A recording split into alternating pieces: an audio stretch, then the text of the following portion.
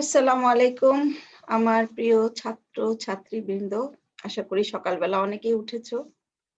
তো আজকে আমাদের ক্লাসটা হলো পেডিয়াট্রিক ভাইভা ওরিয়েন্টেশন। এর সাথে কিছু কিছু যেমন কথায় কথা চলে আসে এমসিকিউ অথবা শর্ট কেস। তো আমি এইটাও একটু আলোচনা করব, টপিক ওয়াইজ আমি আগাতে চেষ্টা করব। তো তোমাদের ফার্স্ট ডিমান্ড ছিল কাছাকাছি প্রথম দিকে আইএমসিআই। তো আইএমসিআইটা আসলে ডিমান্ড করার কারণও আছে যে তোমরা থার্ড ইয়ারে এটা পড়াশোনা করো, তারপর ফোর্থ ইয়ার ফিফথ ইয়ার যেতে যেতে মোটামুটি অনেকটা ভ্যানিশ হয়ে যায় মাথা থেকে। তো এটার সম্পর্কে অনেক জায়গায় জিজ্ঞেস করে আমি আমার ক্লাসে বলবো। এতে পূর্বে আরেকটা ক্লাস নিয়েছিলাম, এগুলো তোমাদের ডিমান্ড ছিল, এই অনুযায়ী আমি আগিয়েছি সবকিছু। তো সিকোয়েন্স ঠিক রেখেছি যে টপিকের। তো আইএমসিআই ফুল ফর্মটা কি? Integrated management of childhood illness. আচ্ছা, why integrated management of childhood illness, but integrated শব্দটা কেন যুক্ত হলো? কথা হলো যে আমরা কয়েকটা ডিজিজ ক্লাসিফাই করি এই এই ইয়েতে, এই ম্যানেজমেন্টে। সেগুলো হলো cough and cold, difficult breathing, diarrhoea with dehydration, তারপরে ফিভার উইথ ম্যালেরিয়া মিজেলস, এবং ear problem, low weight for age and anaemia. এবং এগুলো ক্লাসিফাই করি, আরো অ্যাসেস করা হয় ইমিউনাইজেশন অ্যান্ড আদার প্রবলেম, এগুলো করা হয়। তাইলে একটা বাচ্চা যখন তোমার কাছে আসবে, এটা কিন্তু অ্যাপ্লিকেবল। এই প্রোগ্রামটা integrated management of childhood illness তোমাকে আরেকটা কোয়েশ্চেন করতে পারে যে এটা কোথায় অ্যাপ্লাই করবা। এটা অ্যাপ্লাই করা হয় হলো প্রাইমারি হেলথ কেয়ার সেন্টারে, কাদের দ্বারা?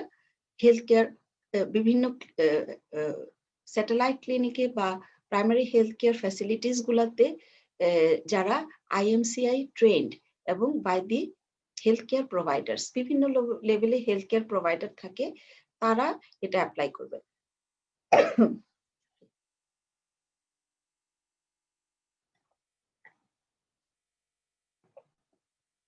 এবং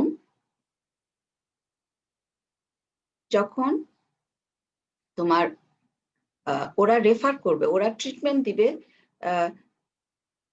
হলো মানে 3 ধরনের ক্লাসিফিকেশন থাকবে এখানে, আমরা পরে বলছি। এটা যখন একটা ক্লাসিফিকেশন দেখাবো তখন বলবো ওরা কোন কোন লেভেলে ট্রিটমেন্ট দিবে এবং কখন রেফার করবে। এবং রেফার করে যখন পেশেন্টটা তোমার কাছে আসবে, তুমি তখন বুঝবা যে প্যারামেডিক্সটা কি অ্যাসেস করে তোমাকে এই বাচ্চাটা পাঠিয়েছে। এবং একটা বাচ্চা যদি ডায়রিয়া নিয়ে আসে বা কাফ এন্ড কোল্ড নিয়ে আসে, তুমি অবশ্যই ওর জন্য ফার্দার কিছু অ্যাসেসমেন্ট অবশ্যই করবা, কারণ একটা বাচ্চার কাফ এন্ড কোল্ড থাকলে ওর যে ম্যালনিউট্রিশন থাকবে না, ওর যে অ্যানিমিয়া থাকবে না, সেটা তুমি জানো না। আর তো এই জন্য ইন্টিগ্রেটেড অ্যাপ্রোচ, যে একটা বাচ্চা আসলে সবকিছু দেখে বুঝে আমি বের হব, বাচ্চাটাকে ট্রিটমেন্ট দিব, এবং যাতে করে আন্ডার 5 মর্টালিটি কমে। এই আইএমসিআই প্রোগ্রামের উদ্দেশ্য হলো to reduce the under 5 mortality. এবং এটাকে দুইটা ভাগে ভাগ করেছে আইএমসিআই কে, মানে age group wise. From birth up to, from birth আসলে নেওয়া হয়নি, from 1 year 1 day up to 5 years. আচ্ছা, ফ্রম বার্থ দিলে হলো এখানে ইন্টিগ্রেটেড ম্যানেজমেন্টের মধ্যে তোমার অ্যাসফিক্সিয়া ম্যানেজমেন্টে চলে আসে, এই জন্য বার্থের কাহিনীটা এখানে বাদ দেওয়া হয়েছে। From day 1 up to 5 years. আর এই ডে 1 থেকে up to 59 days young infant হিসাব, এদেরকে ইয়াং ইনফ্যান্ট ধরা হয়েছে। এবং from 2 years up to 5 years পর্যন্ত এদেরকে ধরা হয়েছে, এদেরকে আরেকটা গ্রুপ করা হয়েছে, কারণ এই গ্রুপে ডিজিজ প্যাটার্ন ভিন্ন। কেন এটা দুইটা গ্রুপ করা হলো? এটার উত্তর হলো যে এই গ্রুপ মানে from day 1 up to 59 days, এই গ্রুপের ডিজিজ প্যাটার্ন, এবং from 2 months up to 2 years 5 years, এই গ্রুপের ডিজিজ প্যাটার্ন ভিন্ন এবং ম্যানেজমেন্ট প্যাটার্নও ভিন্ন, ক্লাসিফিকেশনও ভিন্ন, তাই এটা দুই ভাগে ভাগ করা হয়েছে। তাহলে ইন্টিগ্রেটেড ম্যানেজমেন্টের উদ্দেশ্য কি? একটা বাচ্চা যখন আসবে তার ফুল অ্যাসেসমেন্ট যেন একটা হেলথ কেয়ার প্রোভাইডার করতে পারে। এবং এটার উদ্দেশ্য আরেকটা কি এর পিছনে, যে to reduce the under 5 mortality. আচ্ছা, আর তোমাদের আরেকটা কোয়েশ্চেন ছিল, what are the general danger sign of IMC. এখানে জেনারেল ডেঞ্জার সাইন তো 4টা। যে কোনো প্রবলেম নিয়ে বাচ্চা আসুক না কেন, either cough and cold, either loose motion অথবা ফিভার, সবার জন্য তোমাকে অ্যাসেস করতেই হবে ফর জেনারেল ডেঞ্জার সাইন। তাহলে জেনারেল ডেঞ্জার সাইনটা জানা দরকার, এবং এই জেনারেল ডেঞ্জার সাইন এই 4টা অ্যাপ্লিকেবল কাদের জন্য, from 2 months up to 5 years। মানে 2 months পরের বাচ্চাগুলা, 5 years পর্যন্ত যে বাচ্চাগুলো আসবে, যে প্রবলেম, যে কোনো প্রবলেম নিয়ে আসুক না কেন, তাকে আমার প্রথমে অবশ্যই এই জেনারেল ডেঞ্জার সাইনগুলো অ্যাসেস করতে হবে। তাইলে what are the general danger sign, এটা তোমাকে ভাইভাতেও জিজ্ঞেস করতে পারে। একটা বাচ্চা তোমাকে অ্যাসেস করতে দিল শর্ট কেসে, cough and cold, difficult breathing, তখন বলবে যে ask the mother for general danger sign. কাজে এটা মুখস্থ রাখতে হবে। হ্যাঁ, আর এমসিকিউ তো আসতে পারে ট্রু ফলস আকারে, অন্য 2-1টা প্রবলেম ঢুকাই দিল এবং এর মধ্যে কয়টার মধ্যে 3টা রাখলো আর অন্য 2টা প্রবলেম ঢুকাই দিল। আমি নেক্সট এক্সাম্পল দিচ্ছি। তাহলে জেনারেল ডেঞ্জার সাইন গুলা কি, not able to drink or breast feed. বাচ্চাকে পানি দিচ্ছে, সে মুখ দিয়ে ফেলে দিচ্ছে, চামচ দিয়ে মুখে পানি দিচ্ছে, ফেলে দিচ্ছে, তাহলে নট এবল টু ড্রিঙ্ক। অথবা ছোট্ট ব্রেস্ট ফিড বেবি হলে ব্রেস্ট ফিড অফার করা হচ্ছে, বাচ্চা ঘাড় আরেক দিয়ে ফেলে দিচ্ছে, তাইলে আমি বুঝবো this baby is having not able to drink or breastfeed or vomits everything। তোমার কাছে যখন বাচ্চাটা আসলো, তখন তুমি ভমিটিং, হয়তো বাচ্চাটা মার কোলে শুয়ে আছে, তুমি এটা জিজ্ঞেস করবো মাকে, মা বাচ্চা কি যতবার খায় ততবারই বমি করে, যতটুকু খায় ততটুকুই কি বমি করে? তাহলে তোমার পয়েন্টসটা হবে vomits everything. Convulsion, you may not get the convulsion during the arrival. মাকে বলবা যে খিঁচুনি কি হয়েছিল, তাহলে মাকে বলবা যে আপনি অভিনয় করে দেখান। তাহলে তুমি হিস্ট্রিতে মানে যখন পেশেন্টের কাছে থাকবা, তখন মা হয়তো বলবে চোখ উল্টায় দিছে, ঘাড় ব্যাকা করে ফেলছে, দেন ইউ ক্যান আইডেন্টিফাই যে বাচ্চাটার খিঁচুনি ছিল, অথবা abnormally sleepy or difficult to awaken, lethargic or unconscious. এটা তুমি বেডসাইডে পেশেন্টের সামনে কিভাবে বুঝবা যে বাচ্চা ঝিমায় পড়ে যাচ্ছে, মানে পড়েই যাচ্ছে, অথবা তুমি একটু ক্ল্যাপ করলা, হাততালি দিলা, বাচ্চা একটু রেসপন্স করে কিনা, এক কানের পাশে শব্দ করলে বাচ্চা ওইদিকে ফিরে তাকায়, হ্যাঁ, অথবা একটু হাত পা নাড়াচাড়া দিলা, যে বাচ্চাটা মানে হাতটা রেজিস্ট করে নিয়ে যায় কিনা, অথবা লেথার্জিক হলে বাচ্চার হাতটা উঠায় ধরলে একটা ভারী বস্তুর মতো পড়ে যাবে, ঠাস করে পড়ে যাবে। তাহলে তুমি এটা মুখস্থ করবা, এবং একটা বাচ্চা যখন জেনারেল ডেঞ্জার সাইন গুলাকে বেডসাইডে অ্যাসেস করতে হয়, সেটা কিভাবে করবা এটা আমি ডেসক্রাইব করলাম। তোমাকে কিন্তু করতে হবে। আর তুমি কিন্তু পরীক্ষার হলে একটা বিরাট অভিনেতা বা অভিনেত্রী, তোমাকে অভিনয়ের মাধ্যমে বুঝায় দিতে হবে, হ্যাঁ আমি এগুলো করতেছি, এবং একটা রানিং কমেন্ট্রিও দিতে হবে। এটা কিন্তু জিজ্ঞেস করে।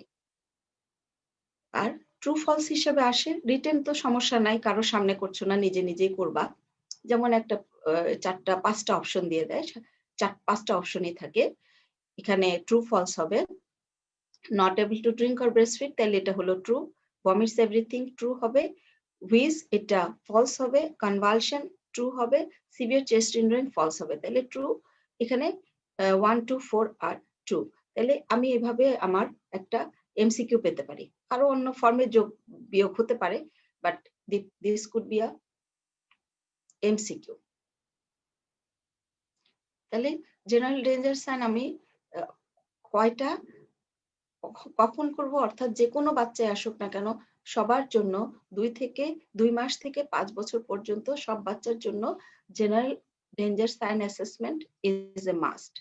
হ্যাঁ, যে কোনো সিস্টেমের প্রবলেম নিয়ে আসুক, সে কাফ এন্ড কোল্ড নিয়ে আসুক, ফিভার মিজেলস উইথ ম্যালেরিয়া নিয়ে আসুক, ডায়রিয়া উইথ ডিহাইড্রেশন নিয়ে আসুক, এয়ার প্রবলেম নিয়ে আসুক, যাই নিয়ে আসুক না কেন, এবং তাকে অবশ্যই জেনারেল ডেঞ্জার সাইন গুলো অ্যাসেস করতে হবে। এবং বেড সাইডে তোমাকে general danger sign as a short case assess করতে দিতে পারে, অথবা তোমাকে একটা cough and cold difficult breathing এর বাচ্চা দিয়ে বললো যে ক্লাসিফাই দ্য চাইল্ড, তুমি ক্লাসিফাই করলা, ঠিক আছে আমি বা এক্সামিনার স্যাটিসফাইড হলো, তারপর বললো যে তুমি এই বাচ্চাটাকে মাকে জিজ্ঞেস করো যে তার কোনো জেনারেল রেঞ্জের সাইন ছিল কিনা।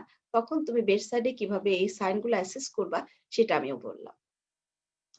ঠিক আছে, তাহলে বুঝা গেল।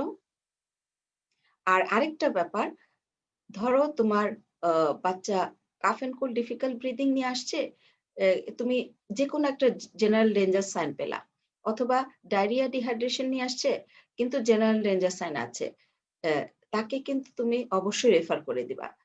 যে তখন classification red zone, yellow zone আর গ্রিন জোন যাই হোক না কেন, রেড জোন হলে তো পাঠাবাই, এবং ইয়েলো জোনে আমি পরে আসতেছি, যখনই কোনো কোনো ডিজিজ অ্যাসেসমেন্ট করার সময়, ক্লাসিফিকেশনের করার সময় যাই হোক না সেটা ক্লাসিফিকেশন, তোমার যখনই একটা জেনারেল রেঞ্জের সাইন থাকবে তাকে তুমি রেফার করে দিবা। তখন এটা হলো রেফার করার একটা indication, any one of the 4 general রেঞ্জের সাইন। আচ্ছা, আরেকটা কোয়েশ্চেন জিজ্ঞেস করে, what are the major symptoms can be treated or can be assessed with IMCI. যেমন কাফ এন্ড ডিফিকাল্ট ব্রিদিং, এটাকে তুমি ক্লাসিফাই করতে পারো diarrhoea with or without dehydration, fever with malaria or measles, year problem and malnutrition and anaemia. এই কয়টা জিনিস তুমি major symptom গুলা ট্রিটমেন্ট করতে পারো, অ্যাসেস করতে পারো এবং ট্রিটমেন্ট করতে পারো। আর চেক ফর ম্যালনিউট্রিশন এটা কিন্তু সিমটম না, এটা তোমার দায়িত্ব। হ্যাঁ, এটা মেজর সিমটম না, ডিজিজের কোনো সিমটম না, কাজে এটার জন্য এটা আনেনি, ইমিউনাইজেশনটা আনেনি এখানে।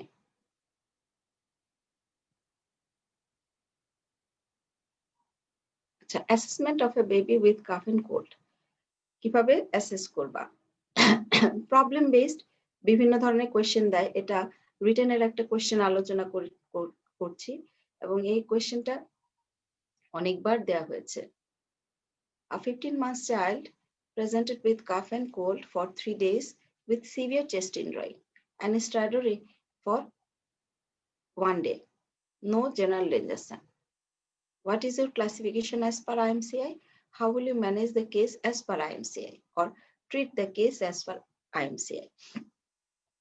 আচ্ছা, আরেকটা জিনিস তোমরা খেয়াল রাখবে, যে কোনো কোয়েশ্চেনে অনেক সময় ম্যানেজমেন্ট দিয়ে দেয়, কিন্তু কোয়েশ্চেনের নাম্বার এত ছোট যে আসলে ওটা ট্রিটমেন্টই বোঝায়।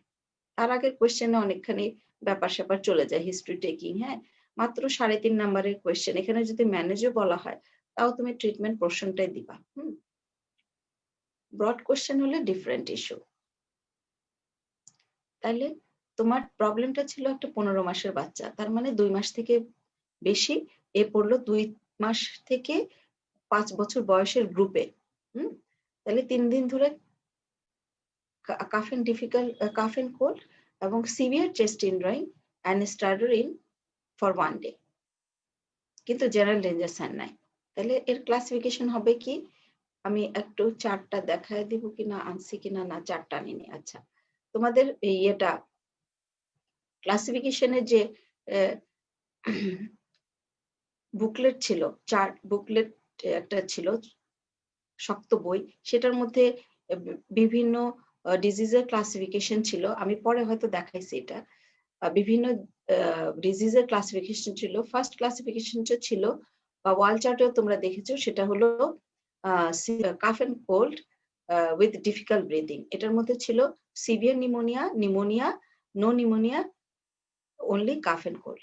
তাহলে সিভিয়ার নিউমোনিয়াটা পড়েছিল রেড জোনে, নিউমোনিয়াটা পড়েছিল ইয়েলো জোনে, এবং no pneumonia cough and cold পড়েছিল গ্রিন জোনে। সিভিয়ার নিউমোনিয়া আমি কখন বলেছিলাম? এই যে এখানে যা আছে, যেমন কাফ এন্ড কোল্ড তো আছে, তার সিভিয়ার চেস্ট ইনজুরি এন্ড স্ট্রাডর, যদি স্ট্রাডর যদি যে কোনো একটা কাফ এন্ড কোল্ড এর প্রেজেন্সে থাকে, সে কিন্তু সিভিয়ার ক্লাসিফিকেশনে চলে যাবে। হ্যাঁ, আর তাহলে এইখানে ক্লাসিফিকেশনটা হলো severe pneumonia or very severe disease. এখন যদি একটা কনভালশন থাকতো, তবুও কিন্তু তোমার ক্লাসিফিকেশন হতো severe pneumonia or very severe disease. এটা একটা কথার মধ্যে ঢুকায় ফেলছে। First answer. সেকেন্ড আনসার কি হবে, যেহেতু সে রেড জোনে পড়ে গেছে, সিভিয়ার নিউমোনিয়ার ক্লাসিফিকেশন, তাইলে আমি তাকে রেফার করে দিব। এখানে primary health care service provider can't give the service in the primary health care facility. তাকে তাহলে রেফার করতে হবে। রেফার এমনি এমনি করলে হবে না, তাহলে কি করতে হবে, give first pre referral treatment and refer then refer urgently to the hospital.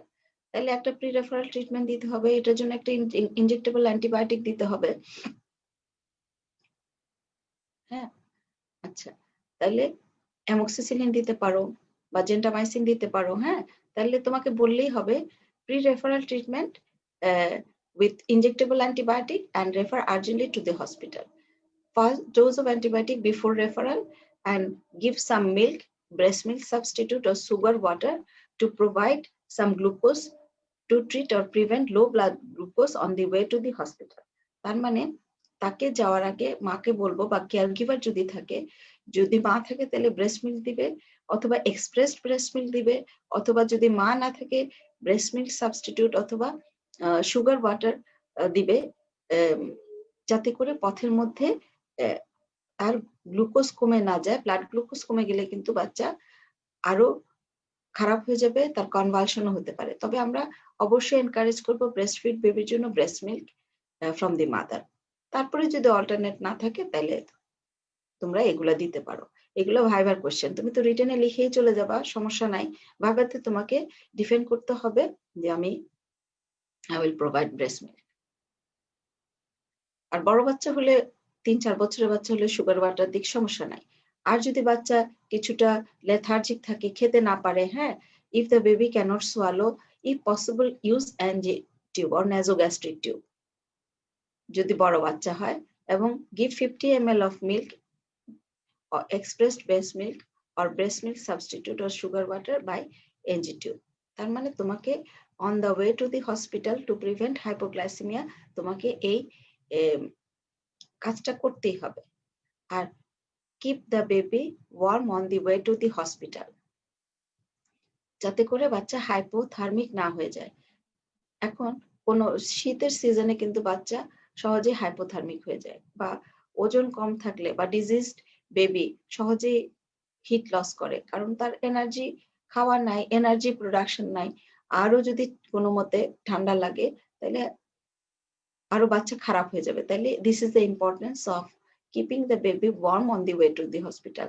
আর যদি উইজ পাও 3-4 বছরের বাচ্চা, হ্যাঁ, যদি সে পায় health care provider, then he or she will give the nebulized salbutamol and refer the child with a referral note. এখানে কেন রেফারেল নোটটা দরকার, তুমি যা যা করলা এতক্ষণ সবকিছু রেফারেল নোটে লেখা থাকবে, and then refer the child to the hospital. এটা হলো তোমার দ্বিতীয় প্রশ্নের উত্তর। How will you manage the child, manage the case as per IMCI? First এটা হলো ডায়াগনোসিস না ক্লাসিফিকেশন, এবং পরবর্তীটা হলো এই ম্যানেজমেন্ট তুমি IMCI অনুযায়ী দিবা।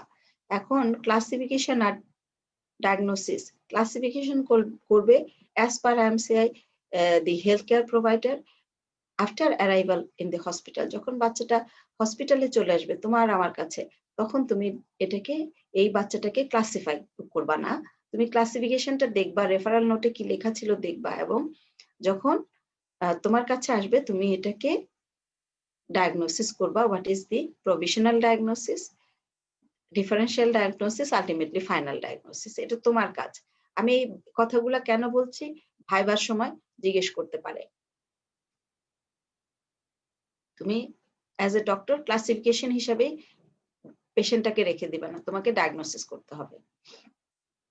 আরেকটা question, cough and cold difficult breathing থেকে আরেকটা কি আসে, 11-month child presented with cough and cold for 3 days, there is chest hindering and fast breathing for 1 day। অথবা তোমাকে ফাস্ট ব্রিদিং না বলে 11 মান্থের একটা বাচ্চা তোমাকে বলতে পারে and the respiratory rate is 55 breaths per minute for 1 day। তাহলে তখনও তোমাকে বুঝে নিতে হবে দিস ইজ ফাস্ট ব্রিদিং। হ্যাঁ, এখন এজ ওয়াইজ ফাস্ট ব্রিদিং কখন বলবো এবং এটা কোন ক্লাসিফিকেশনে পড়বে, এটা হলো কথা। এখন যদি শুধু চেস্ট ইনড্রয়িং থাকে, হ্যাঁ, ভিজিবল চেস্ট ইনড্রয়িং থাকে যদি এবং সেই সাথে ফাস্ট ব্রিদিং থাকে, সিভিয়ার চেস্ট ইনড্রয়িং যদি না থাকে এবং যদি স্ট্রাইডার না থাকে, তখন আমি বলবো যে দিস ইজ নিউমোনিয়া। এটা কোন জোনে পড়বে? এই ক্লাসিফিকেশনটা ইয়েলো জোনে। এবং কি করব তাকে? এই বাচ্চাটাকে তোমার হেলথ কেয়ার প্রোভাইডার তাকে সার্ভিস দিবে ওই প্রাইমারি হেলথ কেয়ার ফ্যাসিলিটিতে। তো আরেকটু বলতে পারে যে how will you treat the baby at OPD. এই যে নেক্সট কোয়েশ্চেন গুলা, এটা প্রবলেম দিয়েছে। এটা একটা রিটেনের কোয়েশ্চেনও হতে পারে, ভাইবার কোয়েশ্চেনও হতে পারে। হ্যাঁ, রিটেন ভাইভাতেও জিজ্ঞেস করে। আমি কিন্তু একটু রিটেন ভাইবার সবই টাচ করছি, কারণ ব্যাপারগুলো একই রকম, শুধু ভাইবার মধ্যে না থেকে। আচ্ছা, ভাইভাতে তোমার জিজ্ঞেস করলে what is your classification as per IMCI, যেহেতু তার চেস্ট ইনড্রয়িং আছে, সিভিয়ার চেস্ট ইনড্রয়িং নাই এবং ফাস্ট ব্রিদিং আছে, অথবা রেসপিরেটরি রেট বলে দিল 55 ব্রেথস পার মিনিট, তাহলে ফাস্ট ব্রিদিং, তাহলে so my classification is pneumonia. How will you treat the case as per IMCI at OPD? তাহলে ওপিডি থেকে তুমি কিভাবে ট্রিটমেন্ট করবা? তাহলে এই যে আমি বললাম 1 নম্বরের উত্তর। 2 নাম্বার হলো কিভাবে ওপিডিতে এই বাচ্চাটাকে ট্রিট করা হবে। Give appropriate antibiotic for 5 days, amoxicillin or cotrimoxazole. Amoxicillin দিলে 8 আওয়ারলি দিবা, কোট্রামোক্সোজল দিলে 12 আওয়ারলি দিবা এবং ফর 5 days। আচ্ছা, এখন ডোজ লেখার দরকার নাই, ডোজ হবে হলো এজ ওয়াইজ, ওয়েট ওয়াইজ। এটা হেলথ কেয়ার প্রোভাইডাররা চার্ট দেখে করবে, তোমাকে আর এত ডিটেইল করা লাগবে না। Advice the mother went to return immediately, এই কথাটা খুবই ইম্পর্টেন্ট। অ্যান্টিবায়োটিক দিয়ে দিলা, ছেড়ে দিলা, 100% সে কিন্তু শিওর না যে বাচ্চাটা ভালো হয়ে যাবে, কখন সে ইমিডিয়েটলি ফিরে আসবে। যদি যে কোনো একটা জেনারেল ডেঞ্জার সাইন দেখা যায়, কি সেগুলো প্রত্যেকটা বলতে হবে, ভাইভাতে বলতে হবে। Not able to drink or breast feed, vomits everything, convulsion, abnormally sleepy or difficult to awaken, lethargic or unconsciousness, যেগুলো বলেছিলাম। অথবা স্ট্রাইডর ইন কাম চাইল্ড যদি ডেভেলপ করে, অথবা সিভিয়ার চেস্ট ইনড্রয়িং যদি হয়, তখন এই 6টা পয়েন্ট দেখলে 4টা পয়েন্ট হলো জেনারেল ডেঞ্জার সাইনের আর 2টা পয়েন্ট হলো severe নিউমোনিয়ার।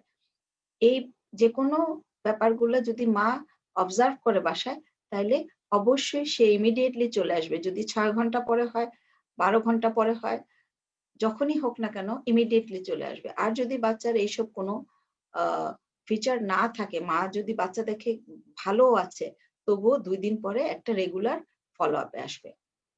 This is follow up after 2 days, এটা রেগুলার ফলো আপ। আর এটা হলো when to return immediately, এই দুটা কথা খুবই ইম্পর্টেন্ট। একটা বাচ্চাকে যদি তুমি অ্যান্টিবায়োটিক দিয়ে ছেড়ে দাও, তখন এই দুইটা কথা, advise the mother when to return immediately, and even the baby is not deteriorated, তবুও তাকে বাচ্চা খারাপ না হলেও, কোনো জেনারেল ডেঞ্জার সাইন বা সিভিয়ার নিউমোনিয়ার কোনো ফিচার না থাকলেও মা কিন্তু বাচ্চাকে ভালো থাকলে অবশ্যই 2 দিন পরে নিয়ে আসবে। আচ্ছা, তাইলে হলো এটা তোমার একটা কমপ্লিট ট্রিটমেন্ট নিউমোনিয়ার বাচ্চার জন্য অ্যাজ পার আইএমসিএ।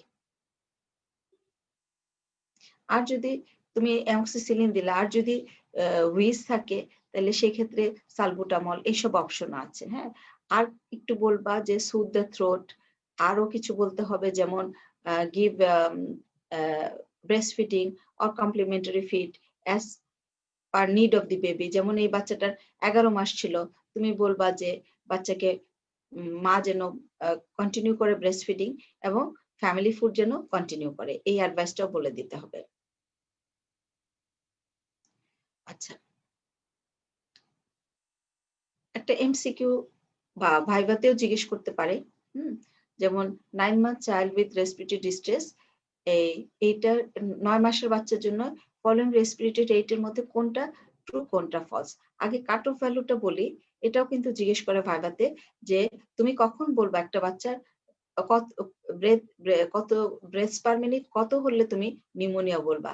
বাচ্চার বয়স যখন ধরো 2 মাসের মধ্যে, 1 দিন থেকে 2 মাসের মধ্যে, অথবা বললো যে 30 ডেজ, তাহলে তুমি তোমার আনসার হবে 60 or more than 60। তাহলে ফার্স্ট গ্রুপটা হবে 30 ডেজ না, মানে 1 মান্থ। এখানে কিন্তু 1 month, from birth up two 1 month, এটা হবে 60 ব্রেথ পার মিনিট। তারপরে হবে নেক্সট হবে from 1 month onward up to 12 months হলো 50 ব্রেথ পার মিনিট। আর from 1 year up to 5 years হবে হলো কাট অফ ভ্যালু হলো তোমার 40 breath per minute or more than 40 breath per minute. তাহলে তোমার এই কাট অফ ভ্যালু গুলো মনে রাখতে হবে। তাহলে যখন তুমি 9 মাসের একটা বাচ্চা পেলা, তোমার মাথার মধ্যে এসে যাবে যে যে বাচ্চাটার রেসপিরেটরি রেট 50 অথবা মোর দেন 50 হবে, তখনই আমি তাকে বলবো this baby having fast breathing, মানে দ্রুত শ্বাস নিচ্ছে। তাহলে 50 ব্রেথ পার মিনিট এটা ট্রু হবে, 55 ও ট্রু হবে, 38 ফলস হবে, 70 ট্রু হবে এবং 40 ফলস হবে। তাইলে 9 মাসের বাচ্চার জন্য। এটা যদি এখন একটা 36 মাসের বাচ্চা হয়, তাইলে 36 মান্থ, তাহলে 40 or more than 40, তাহলে এটা ট্রু, এটাও ট্রু, বিও ট্রু হবে, সিটা ফলস হবে, ডিটা ট্রু হবে, এটাও ট্রু হবে। তাহলে মাসটা খেয়াল করবা আর রেটটা খেয়াল করবা। এটা ভাইবার কোশ্চেনও হতে পারে, এমসিকিউ তে অবশ্যই দেয়। আচ্ছা, এখন ভাইভাতে এবং শর্ট কেসের জন্য ধরো একটা বাচ্চাকে আমরা নিয়ে আসলাম, বাচ্চাটা cough and cold difficult breathing আছে, আমার উদ্দেশ্য ছিল বাচ্চাটার চেস্ট ফাইন্ডিংস আছে, অস্কালটেট করতে দিব, কি ব্যাপার ওর ওয়েজ আছে আমরা জানি, কিন্তু তোমরা জানো না। এখন তোমরা অনেকেই 2-3 জন পরীক্ষা দিয়ে চলে গেলা, হ্যাঁ the baby having bronchial breath sound, vesicular breath sound with prolonged expiration, and there is bilateral bronchi on both lung field। তুমি যেভাবে ডেসক্রাইব করলা, 3-4 জন দেখার পরে বাচ্চা যাবে বিরক্ত হয়ে, তখন কিন্তু আমরা এই সিনারিওটা দিয়ে দিই, কারণ তাকে তো আমার পরীক্ষা তো নিতে হবে। তখন এই সিনারিওটা দেওয়া হয় যে this baby having cough and cold for 3 days, look at the chest of the child and classify the child as per IMSI, age of the child is 15 months। এই প্রবলেমটা দিয়ে তখন তোমাকে বলবে এবার তুমি তোমার শর্ট কেসটা অ্যাসেস করো, তোমাকে ধরাও লাগবে না, বাচ্চা কিন্তু ধরতে গেলেই তখন চেঁচামেচি করে। কাজে এই একটা রেসপিরেটরি কেস থাকলে অসকালটেশন মানে রেসপিরেটরি সিস্টেম এক্সামিনেশন বাদে এই প্রবলেমটাও দিয়ে দেয়। তাহলে তোমাকে একটা পেশেন্টের সামনে লুক, লিসেন এন্ড আস্ক, এই 3টা অ্যাপ্রোচে আগাতে হবে। লুক কি হবে? তাহলে তোমার ওই ক্লাসিফিকেশন অনুযায়ী মানে বাচ্চার লুকের মধ্যে তোমার সিভিয়ার চেস্ট টেন্ডারিং আছে কিনা, মানে সিভিয়ার ক্লাসিফিকেশনটা ফার্স্টে অ্যাসেস করব, হ্যাঁ severe pneumonia or very severe disease আছে কিনা। হ্যাঁ, তাহলে রেড জোনের জন্য আমি দেখব হলো যে সিভিয়ার চেস্ট টেন্ডারিং আছে কিনা দেখলাম, আর কানটা মুখের সামনে নিয়ে আমি শুনলাম যে whether there is stridor or not, তাহলে দেখলাম এবং শুনলাম, যদি থাকে তাহলে আমার ক্লাসিফিকেশন হবে সিভিয়ার নিউমোনিয়া আর ভেরি সিভিয়ার ডিজিজ। আর যদি না থাকে তাহলে আমি দেখবো এখন কি চেস্ট টেন্ডারিং আছে কিনা, আগে থেকে কম কিনা, মানে severe chest indrawing and chest indrawing এর মধ্যে আবার একটু পার্থক্য আছে। এটা না দেখলে আসলে আমি তোমাদের বোঝাতে পারবো না। দুইটা পেশেন্ট যদি পাশাপাশি দেখানো যায়, যেটা বেশি ঢুকে যাচ্ছে সেটাকে সিভিয়ার চেস্ট টেন্ডারিং বলছে। এটার কোনো মানে বইয়ে কোনো ডেফিনেটিভ ইয়ে নাই, ডিমার্কেশন নাই যে এখনই আমি বলবো সিভিয়ার চেস্ট টেন্ডারিং, এখন আমি বলবো চেস্ট টেন্ডারিং। যখন অল্প একটু ঢুকছে তখন আমি চেস্ট টেন্ডারিং বলছি, যখন একদম খাঁচা লোয়ার চেস্ট একদম ভিতরে ঢুকে যাচ্ছে তখন আমি বলছি যে সিভিয়ার চেস্ট টেন্ডারিং। এটা একটা কথা। হ্যাঁ, তাহলে যখন আমি সিভিয়ার চেস্ট টেন্ডারিং পেলাম না, স্টার্টারও পেলাম না, শুনলাম না, তখন আমি নেক্সটে যাব হলো যে কাউন্ট করব। এখানে আবার লুক চলে আসলো, ইয়েলো জোনের জন্য আমি নামলাম, তখন আমি দেখবো যে রেসপিরেটরি রেটটা তোমাকে অবশ্যই 1 মিনিট মাপতে হবে, কাউন্ট করতে হবে। তাহলে তোমার 15 মাসের বাচ্চা যদি respiratory rate 40 or more than 40 হয়, তাহলে তুমি বলবা দিস ইজ ফাস্ট ব্রিদিং। তাহলে দেখলা এবং আস্ক, মাকে কি জিজ্ঞেস করবা regarding the 4 general danger sign. যে কয়টা কথা ছিল সেই কয়টাই তোমাকে জিজ্ঞেস করতে হবে। কি কি ছিল? যে the baby is not able to drink or breastfeed, বাচ্চা মা আপনার বাচ্চা কি মায়ের দুধ খায় না খেতে পারে না, বা পানি মুখে দিলে কি ফেলে দেয়? বলবে হ্যাঁ ফেলে দেয়, কিছুই মুখে রাখে না। তাহলে not able to drink or breast feeding. তারপর হলো ভমিটস এভরিথিং, এটাও জিজ্ঞেস করবা যে বাচ্চার মুখে খাওয়া দিলে কি সবই খাওয়া ফেলে দেয়, প্রতিবারই কি ফেলে দেয়, তাহলে ভমিটস এভরিথিং। আর হলো খিচুনি দেয় কি, সেটা তুমি এক্সপ্লেইন করবা, এরকম করে কিনা, চোখ উল্টায় দেয় কিনা, ঘাড় ব্যাকা করে ফেলে কিনা, এটাও তুমি মাকে জিজ্ঞেস করবা। এবং লেথার্জিক or আনকনশিয়াস, বাচ্চা কি একদম নেতিয়ে পড়ে আছে বা অজ্ঞান হয়ে পড়ে আছে, সেটা তুমি জিজ্ঞেস করবা। তাহলে লুক, লিসেন, আস্ক, এই 3টা পদ্ধতিতে তুমি ভাইভাতে শর্ট কেসে এই আইএমসি অ্যাসেস করবা। ঠিক আছে? আচ্ছা, আরেকটা কথা তোমাদের ছিল, হোয়াট ইজ স্ট্রাইডর। তাহলে stridor is a harsh noise made when the child breathes in. তার মানে একটা শব্দ তৈরি হবে এবং এটা খুব সুমধুর না, কর্কশ শব্দ। হ্যাঁ, একটু জোরে তৈরি শব্দটা হবে, এবং যখন বাচ্চাটা শ্বাস ভিতরের দিকে নেয়, ইনস্পিরেশনের সময়। Harsh noise made when the child breath in or during the phase of inspiration. তাহলে কেমন? ঠিক এরকম। আমি বেশি করলে আবার কাশি উঠে যাবে। তাহলে stridor happens when there is a swelling in the larynx, trachea or epiglottitis. এটা হলো অ্যাজ পার আইএমসি এই কথাটা। কি কখন হয়? যেমন ল্যারিঙ্গোট্রাকিওব্রঙ্কাইটিস অর ভাইরাল ক্রুপ, তখন তোমার স্ট্রাইডারটা হয়। এখন কথা হচ্ছে যে স্ট্রাইডার ইন কাম চাইল্ড, তবু আমি ওকে বলছি pneumonia or very severe pneumonia or very severe disease, ওই ক্লাসিফিকেশন অনুযায়ী। কারণ স্ট্রাইডারটা প্রোডাকশন হয় এয়ারওয়ে অবস্ট্রাকশন, আপার এয়ারওয়ে অবস্ট্রাকশন। এখন যদি তোমার কোনো কারণে কমপ্লিট অবস্ট্রাকশন হয়ে যায়, যেমন এপিগ্লটাইটিস খুবই ডেঞ্জারাস, হ্যাঁ, সিভিয়ার ল্যারিঙ্গোট্রাকিওব্রঙ্কাইটিস যদি থাকে, এবং কোনো কারণে যদি ফরেন বডি থাকে, কমপ্লিট অবস্ট্রাকশন যদি হয়ে যায়, তাহলে কিন্তু অ্যাসফিক্সিয়েটেড হয়ে বাচ্চার সার্ভাইভ করবে না। কাজে এটা কিন্তু খুবই ডেঞ্জারাস। আচ্ছা, এই যে অ্যাকিউট ল্যারিঙ্গোট্রাকিওব্রঙ্কাইটিস হলে আমরা এটাকে ক্রুপ, ভাইরাল ক্রুপ বলি। আচ্ছা, এটা আইএমসি এর ভাষা। This swelling interfere with the air entering the lungs. It can be life-threatening when the swelling causes the child's airway to be blocked. মানে কমপ্লিট অবস্ট্রাকশন হয়ে গেলে লাইফ থ্রেটেনিং। এই জন্য এটা ইমার্জেন্সি, এটা রেড জোনে পড়েছে যখন একটা বাচ্চা স্টার্টার পাওয়া যায় ইন কাম কন্ডিশন। আমরা কিন্তু বলেছিলাম স্টার্টার ইন কাম চাইল্ড, বাচ্চা যখন শান্ত থাকবে তখন যদি এই নয়েজটা তৈরি হয়। খেতে খেতে একটু একটু ঘত ঘত করতেছে সেটাও না, যখন কাঁদতেছে তখন স্টার্টার হচ্ছে সেটাও না। যখন বাচ্চা শান্ত অবস্থায় জাগা থাকবে অথবা ঘুমায় থাকবে, তখন যদি এই হার্শ নয়েজটা পাওয়া যায়, তখন আমি বলবো stridor in calm child. A child who has stuttered when calm has a dangerous condition. অবশ্যই এটা আইএমসি এর ভাষা। কারণ আপার এয়ারওয়ে অবস্ট্রাকশন, আপার এয়ারওয়ে কিন্তু তোমার একটাই, এটা বন্ধ হয়ে গেলেই শেষ। কিন্তু হুইজ বা রঙ্কায় যখন পাবা, হুইজ কোথায় তৈরি হয়? It is produced due to partial obstruction of the at the level of the bronchiole. যদি থাকে in bronchiolitis, ব্রঙ্কিউল কিন্তু অনেকগুলা, হাজারে হাজারে লাখে লাখে, কোনোটা পার্শিয়াল অবস্ট্রাকশন হচ্ছে, কোনোটা হচ্ছে না, কিছু না কিছু পথ তোমার খোলা থাকছে।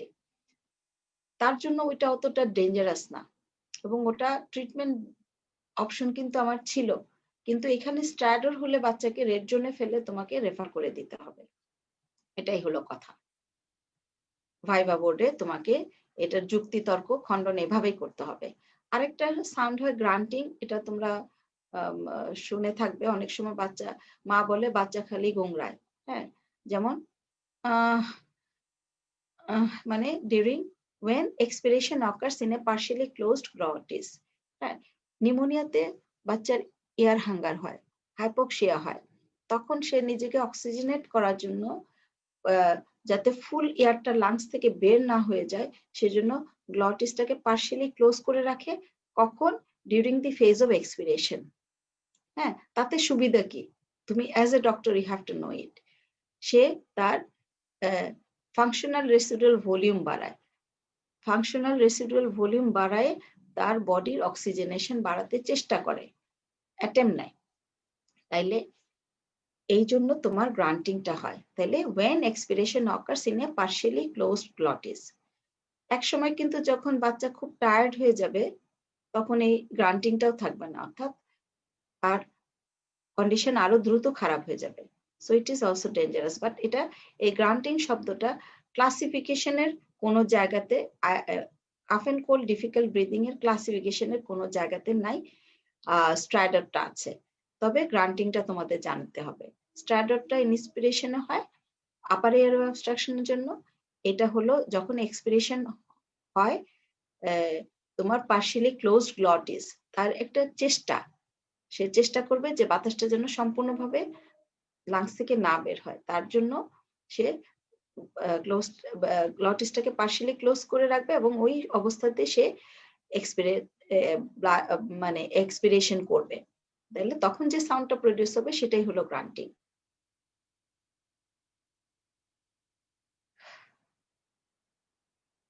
আচ্ছা, চেস্ট ইনড্রয়িং অনেক সময় মায়েরা এসে বলে যে বাচ্চার খাঁচা দেবে যায়। হ্যাঁ, তুমি দেখলে, হ্যাঁ তুমি তাকায় দেখলা যে বাচ্চার বুকের lower chest is going inside, কখনো যাচ্ছে কখনো যাচ্ছে না। This is not chest indrawing. তো ওইটা ভাইবাতে তোমার শর্ট কেজে বলতে পারে, যুক্তি খণ্ডাতে হতে পারে। কথা হচ্ছে যে যখন ফর চেস্ট ইনড্রয়িং প্রেজেন্ট তখনই বলবা, it must be clearly visible and present all the time during each and every phase of respiration. প্রত্যেকটা ফেজে তুমি এই চেস্ট ইনড্রয়িংটা পাবা, তখনই তুমি বলবা this baby having chest indrawing. মাঝে মাঝে পাচ্ছ, মাঝে মাঝে normal, this is not chest indrawing. অথবা if you see the chest indrawing কখন? যখন বাচ্চা কাঁদছে অথবা বাচ্চা খাচ্ছে, it is not chest indrawing. এটাই হলো কথা। এটা একটা ছবি, আইএমসিএ বলতে ছবি। এই যে দিস ইজ দ্য লোকেশন, এই জায়গাটায় তুমি দেখবা যে lower chest going inside during each and every inspiration. প্রত্যেকবার বাচ্চার যখন শ্বাস নিচ্ছে তখন lower chest is going inside. তাইলে তখন তুমি বলবা দিস ইজ চেস্ট ইনড্রয়িং। মাঝে মাঝে যাচ্ছে, মাঝে মাঝে যাচ্ছে না, this is not chest indrawing. আর যখন কোনো ইনড্রয়িং নাই, দিস ইজ নর্মাল। আমাদের মোটামুটি cough and cold difficult breathing হয়ে গেল এবং এটার রিলেটেড ভাইভা কোশ্চেন, মাঝে মাঝে দুই একটা রিটেন এবং এমসিকিউ বলেছি। বেশিরভাগই ভাইবার প্রবলেম, দুইটা ভাইবার এবং সিনারিওটা শর্ট কেজের। তো এইভাবে তোমাকে এই বিষয়গুলো জানতে হবে। আরেকটা বিষয় আজকে আমি বলবো, ডায়রিয়া উইথ ডিহাইড্রেশন। এখন সিভিয়ার ডিহাইড্রেশন, সাম ডিহাইড্রেশন, এটা কিন্তু ভাইভা বোর্ডে জিজ্ঞেস করে, what are the signs of severe dehydration as per IMCI. হ্যাঁ, এবং এটা কিন্তু এমসিকিউতেও আসে। তাহলে severe dehydration is the child having 2 or more of the following sign, দুইটা অথবা দুইটার বেশি থাকলে আমি তাকে সিভিয়ার ডিহাইড্রেশন, ডায়রিয়া থাকলে তাকে আমি সিভিয়ার ডিহাইড্রেশনের ক্লাসিফিকেশনে ফেলবো। তাহলে when the baby is lethargic or unconscious, not able to drink or drinking poorly, sunken eyes, 4 নাম্বারটা হবে skin pinch goes back very slowly। তাহলে 4টা, এখানে আমি 3টা পয়েন্ট দিয়েছি কিন্তু 4টা। তাহলে হলো কি? lethargic or unconscious, not able to drink or drinking poorly, sunken eyes, and last one is skin pinch goes back very slowly. তাহলে স্কিন পিঞ্চ করে দেখা গেল, স্কিন পিঞ্চটা তোমাদের অত খারাপ বাচ্চা নিয়ে আসে না ভাইবা বোর্ডে এই শর্ট কেসের জন্য, যে যার স্কিন পিঞ্চ খুব স্লোলি যাচ্ছে তোমাকে দেখাতে বলবো না, but you have to know it, যে যখন তুমি কোথায় দেখবা স্কিন পিঞ্চটা? In the abdomen. বাচ্চাদের কিন্তু অ্যাবডোমেনে দেখতে হয়। কোন লোকেশনে? Midway between the umbilicus and the flank, এর মাঝখানে চামড়াটাকে স্কিন অ্যান্ড সাবকিউটেনিয়াস টিস্যু সহ তুমি টেনে ধরবা। পিঞ্চিং মানে কি নখ দিয়ে পিঞ্চিং না। ওই রকম পিঞ্চিং করলে তুমি কিন্তু পরীক্ষা আউট ওখানেই। হ্যাঁ, নখ দিয়ে না। Pulp of the thumb and the index finger দিয়ে তুমি স্কিন অ্যান্ড সাবকিউটেনিয়াস টিস্যু সহ আস্তে করে তুলবা। কোনো ঘোরাঘুরি দিবা না, মোচড়-টোচড় দিবা না, আস্তে করে তুলে রাখবা এবং ৩ সেকেন্ড পরে তুমি আস্তে করে ছেড়ে দিবা। তখন যদি চামড়াটা উঠে থাকে অর্থাৎ টেন্ট অথবা তাঁবুর মতো উঁচু হয়ে থাকে, এরকম উঁচু হয়ে থাকবে না, কিছুটা উঁচু হয়ে থাকবে। আমি আসলে ছবি দেখালে ভালো হতো। তখন তুমি এবং এই টেন্টিংটা, এই ফোল্ডিংটা যেতে যদি ২ সেকেন্ডের বেশি সময় লাগে, তখন তুমি বলবা skin pinch goes back very slowly. এখন ২ সেকেন্ডের জন্য তুমি কি ঘড়ি দেখতে যাবা? হ্যাঁ, তা কিন্তু সম্ভব না। এখন তুমি মনে, মনে ২ সেকেন্ড কিভাবে হিসাব করবা? তো ওইটা মনে, মনেই রাখবা।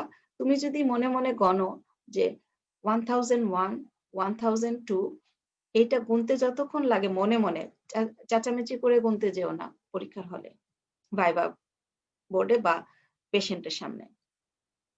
তখন তুমি বলবা যে this time is more than 2 seconds যদি পেশেন্টের পাশে হয়।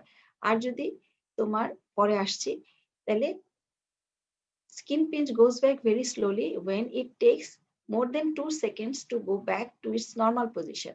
অর্থাৎ তুমি টেন্টিং স্কিন পিঞ্চ করলা এবং স্কিন ফোল্ড অর টেন্টিংটা ভিজুয়ালাইজড হলো, একটা নরমালি ফিরে যেতে যদি সময়টা ২ সেকেন্ডের বেশি লাগে, তাইলে আমি বলবো যে skin pinch goes back very slowly. এটা তোমার ভাইবার জন্য। তুমি কিভাবে বুঝবা যে স্কিন পিঞ্চ স্লোলি যাচ্ছে এবং কোথায় দেখবা, কিভাবে দেখবা? আর এমসিকিউর জন্য এই ৪ টা অপশনের মধ্যে ২-১ টা অপশন, একটা বাদ দিয়ে আরো ২ টা অন্য অপশন ঢুকায় দিবে এবং এইখান থেকে তোমাকে উত্তর দিতে হবে বা সাম অ্যান্ড সিভিয়ার ডিহাইড্রেশন এর সাইন গুলা তোমাকে মিক্সড আপ করে দিবে। হেডলাইনটা তোমাকে খেয়াল করতে হবে যে কোনটার ক্ষেত্রে আমার ট্রু ফলস যাচ্ছে। সিভিয়ার ডিহাইড্রেশন এর জন্য না সাম ডিহাইড্রেশন এর জন্য। এটা এমসিকিউর ক্ষেত্রে খেয়াল রাখবা। আচ্ছা, এটা হলো এই যে দেখো, two of the following lethargic or unconscious, sunken eyes, not able to drink or breastfeed, or drinking poorly, skin pinch goes back slowly. তাহলে আমি তখন বলবো acute watery diarrhea with severe dehydration. হ্যাঁ, আর যদি ইয়েলো জোনের মধ্যে ২ টা অথবা ২ টার বেশি সাইন আমি যদি পাই, যেমন রেস্টলেস, ইরিটেবল যদি থাকে, sunken eyes and skin drinks eagerly and thirsty, skin pinch goes back very slowly. এই ৪ টার যদি যেকোনো ২ টা বা ২ টার বেশি পাই এবং বাচ্চার ডায়রিয়া থাকলে, তাহলে আমি বলবো acute watery diarrhea with some dehydration.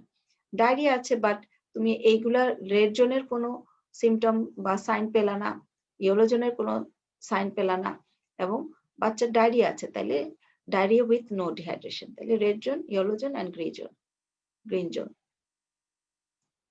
হ্যাঁ, তাহলে তুমি সহজেই বলতে পারবা এমসিকিউ যদি এখানেও মানে সাম ডিহাইড্রেশন এর feature, what are the features are true for some dehydration, এই ৪ টা এবং severe dehydration and some dehydration mixed up করে দিবে এবং তোমাকে খুঁজে বের করতে হবে এবং তোমাকে ট্রু ফলস উত্তর দিতে হবে। আর সিভিয়ার ডিহাইড্রেশনের জন্য প্ল্যান সি, এটা অবশ্যই দেয় পরীক্ষার সময়, অস্পিতে দেয়, ভাইভাতে জিজ্ঞেস করে, ফ্লুইড ম্যানেজমেন্টের ব্যাপারটা জিজ্ঞেস করে, হিসাব নিকাশ করায় না, যোগ পূরণ ভাগ করায় না, বাট কত ml পার কেজি, কত ঘন্টায় দিবা, এগুলো জিজ্ঞেস করে এবং প্ল্যান বিটাও জিজ্ঞেস করে। আচ্ছা, আরেকটা scenario, 11 months age child weighing 9.5 kilogram presented with loose watery stool for 2 days and baby having sunken eyes and lethargy. What is your classification as per IMCA? Plan of management. As per IMCA, তোমাকে খেয়াল রাখতে হবে IMCA অনুযায়ী বললে IMCA অনুযায়ী treatment দিতে হবে। তাহলে উত্তরটা হবে acute watery diarrhea with severe dehydration। আমার ছিল কি 2 দিন যাবত লুজ ওয়াটারি স্টুল, এটা কিন্তু 14 দিনের বেশি না, তাহলে অ্যাকিউট। 14 দিনের বেশি হলে পারসিস্টেন্ট ডায়রিয়া, তাহলে এটা হলো অ্যাকিউট ওয়াটারি ডায়রিয়া। আর যেহেতু সানকেন আইস এন্ড লেথার্জিক ছিল, তাহলে দুইটা আমার হয়ে গেছে রেড জোন থেকে। তাহলে acute watery diarrhoea with severe dehydration, পুরো উত্তর না দিলে হবে না।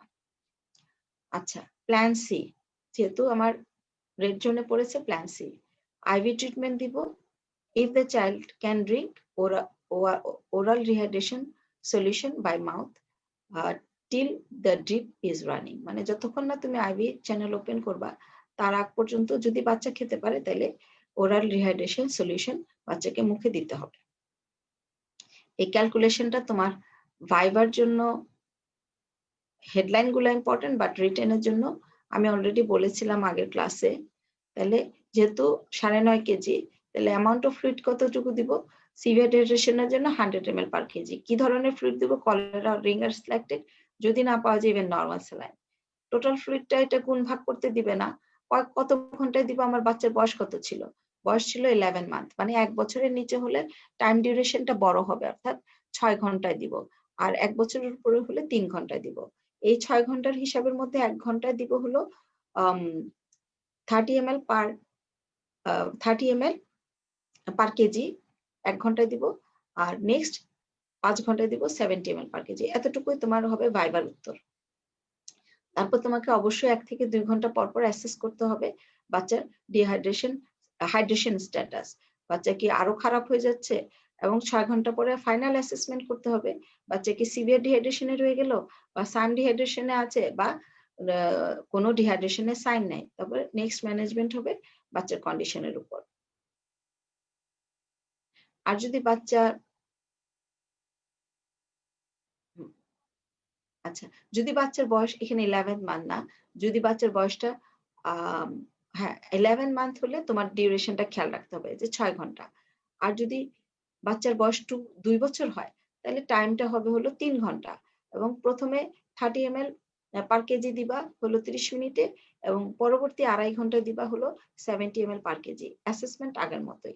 তাহলে 1 বছরের নিচে 6 ঘন্টা, আর 1 বছরের উপরে 3 ঘন্টা, এটা তোমাকে খেয়াল রাখতে হবে। এটার ভাইভাতে জিজ্ঞেস করে। আর কি দিবা?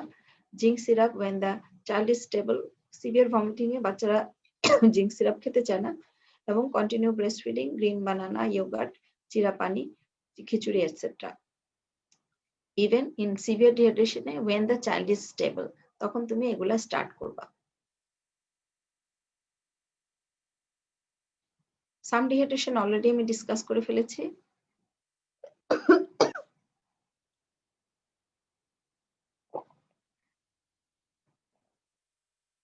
ফিচার্স গুলা এটা আমি আর বললাম না।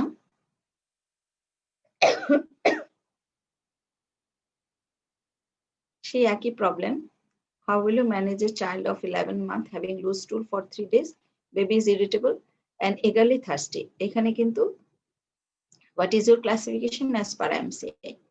ফুল বলতে হবে acute watery diarrhea with some dehydration, কারণ features of some dehydration present. দুইটা ফিচার্স। তাহলে how will you treat the child as per MCI? For some dehydration plan B দিবা, এবং ORS দিবা 75 ml per kg over 4 hours. 4 ঘন্টায় তোমাকে অল্প অল্প করে দিয়ে শেষ করতে হবে ওরালি। আরো কথা আছে, এগুলো ভাইভাতে জিজ্ঞেস করে না। হ্যাঁ, এবং তাকে জিঙ্ক সিরাপ দিবা, এবং advice the mother to continue breast feeding. And বাচ্চার বয়স কত ছিল এখানে? আমি বলেছিলাম হলো 11 month, and I will encourage for family food, মানে কমপ্লিমেন্টারি ফিডিং। এখানে কমপ্লিমেন্টারি ফিডিং যেমন খিচুড়ি, গ্রিন বানানা, তারপরে ইয়োগার্ট, চিরা পানি, এগুলো তোমাকে অ্যাডভাইস দিতে হবে to have this food during loose motion. অনেক সময় কিন্তু মায়েরা বাচ্চাদেরকে সব রেস্ট্রিক্টেড করে ফেলে, বাট এগুলো এনকারেজ করতে হবে অ্যাজ পার এমসিআই। হ্যাঁ,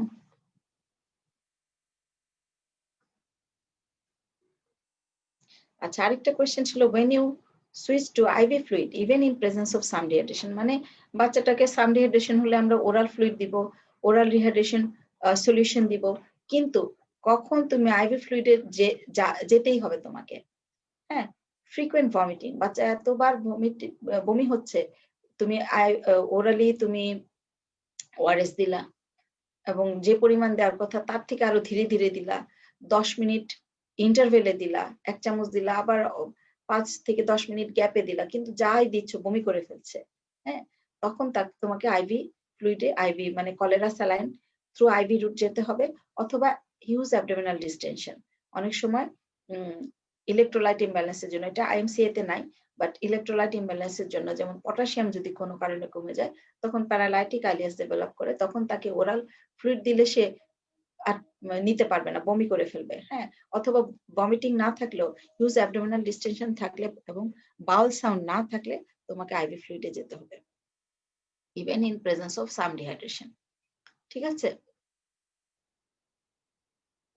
আরেকটা উল্টা কোশ্চেন হতে পারে যে তুমি ওরাল রিহাইড্রেশন সলিউশন দিবা কিন্তু বাচ্চাটা সিভিয়ার ডিহাইড্রেশন আছে, অনেক সময় প্রয়োজন হয়ে যেতে পারে, হ্যাঁ, when to give oral rehydration solution even in presence of severe dehydration।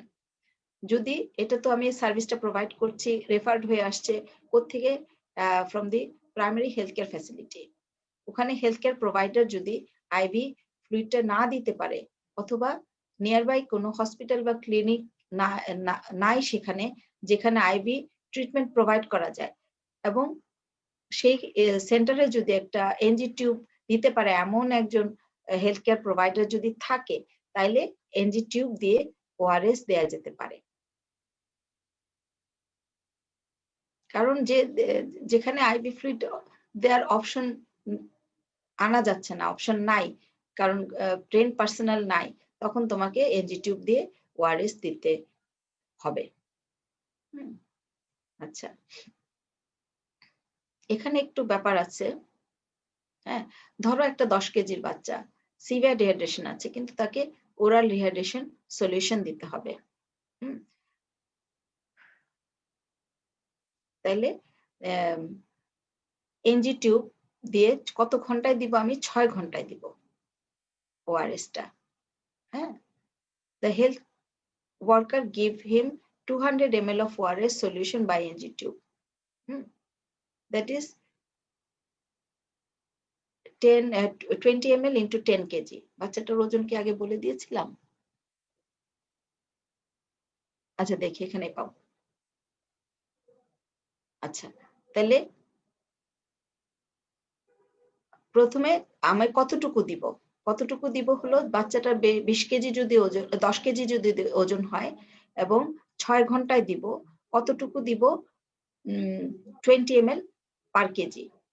তাহলে টোটাল দিব হলো 1200 ml ওরাল কারেকশনের জন্য।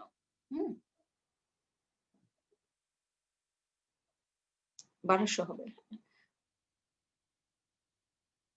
তাহলে আমি কিভাবে দিব?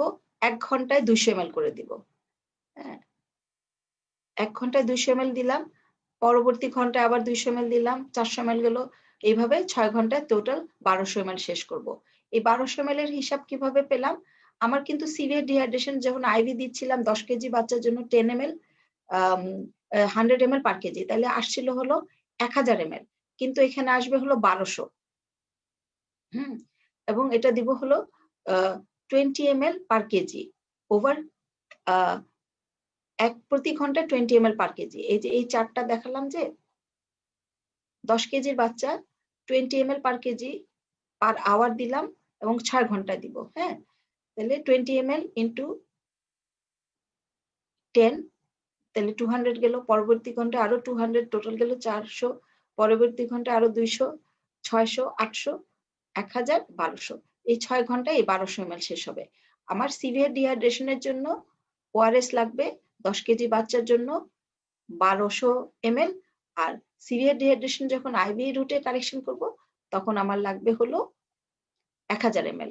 আর এখানে টাইমটা হলো, এখানে কোনো ভাগাভাগি নেই, ওখানে যেমন সিভিয়ার ডিহাইড্রেশনে দুইটা টাইমটাকে দুইটা স্লটে ভাগ করে নিয়েছিলাম, অর্থাৎ 1 বছরের কম বাচ্চার জন্য প্রথম স্লটে 1 ঘন্টায় 30 ml পার কেজি করে যাবে, নেক্সট 5 ঘন্টায় 70 ml পার কেজি করে যাবে। এখানে কিন্তু ওই রকম স্লট নাই, একটা ফ্ল্যাট যে 200 ml পার কেজি করে প্রতি ঘন্টায় দিয়ে আমি 6 ঘন্টায় যতটুকু আসে ততটুকু ওর জন্য ফ্লুইড। তাহলে 10 কেজির জন্য বাচ্চার জন্য 1200 ml ORS oral rehydration solution আমি দিব। এটা একটু কমপ্লিকেটেড হয়ে গেল, কিন্তু তোমরা বললাম যারা ভালো করবে তাদের হয়তো জিজ্ঞেস করবে, বাট সিভিয়ার ডিহাইড্রেশনে আমরা ওআরএস দিয়ে চেষ্টা করতে পারি, এটাই হলো কথা। আর অ্যাজ পার আইএমসিএ বলছি আমি, এগুলা পারসিস্টেন্ট ডায়রিয়া কখন বলবো? ক্লাসিফাই ডিহাইড্রেশন করলা, classify the child for persistent diarrhea কখন বলবো? as per IMCI, if the child has had diarrhea for 14 days or more, 14 দিন বা 14 দিনের অধিক যদি লুজ মোশন থাকে, ডায়রিয়া থাকে, তাহলে আমি তাকে পারসিস্টেন্ট ডায়রিয়া বলবো। পারসিস্টেন্ট ডায়রিয়া দুইটা ক্লাসিফিকেশনে ফেলা যায়, severe persistent diarrhoea and persistent diarrhoea. Severe persistent diarrhoea কখন বলবো? যখন ডিহাইড্রেশন প্রেজেন্ট থাকবে এবং ডায়রিয়া যদি 14 days or more than 14 days হয়, তখন আমি এটাকে ক্লাসিফাই করব সিভিয়ার পারসিস্টেন্ট ডায়রিয়া। আর যদি diarrhoea for 14 days or more than 14 days but no dehydration, তাহলে শুধু বলবো পারসিস্টেন্ট ডায়রিয়া। এগুলা ডিপে যায় না। আর যখন classify a child with blood diarrhoea and blood in the stool, এটাকে বলা হয় ডিসেন্ট্রি।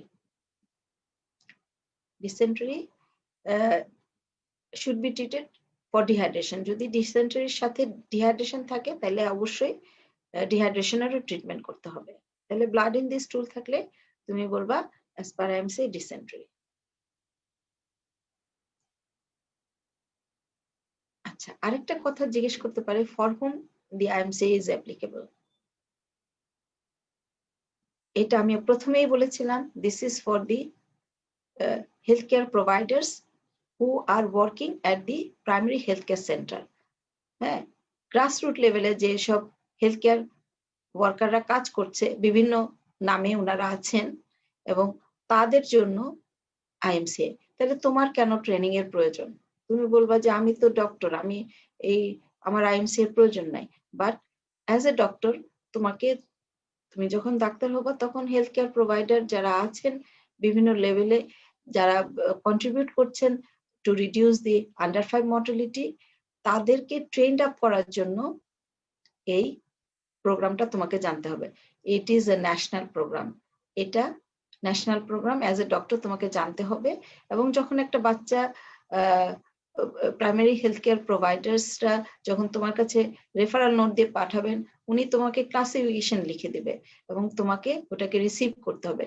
তো বিভিন্ন লেভেলে তোমাকে জানতে হবে, এই জন্য তোমাকে পরীক্ষায় অবশ্যই জানতে হবে আইএমসিএ। তো আমার মনে হয় মোটামুটি আমি কভার করেছি আইএমসিএ রিলেটেড কোয়েশ্চেন গুলা। যদি কিছু থাকে পরবর্তীতে আরো বলবো, এর বেশি ক্লাস নেওয়া সম্ভব না। আর তোমাদের যে ডিমান্ড গুলো আছে সেগুলো অনুযায়ী আমি চেষ্টা করবো ইনশাল্লাহ বাকি ক্লাসগুলো নেওয়ার জন্য। আজকে এখানেই, সবাইকে ধন্যবাদ। আসসালামু আলাইকুম, ভালো থাকো সবাই।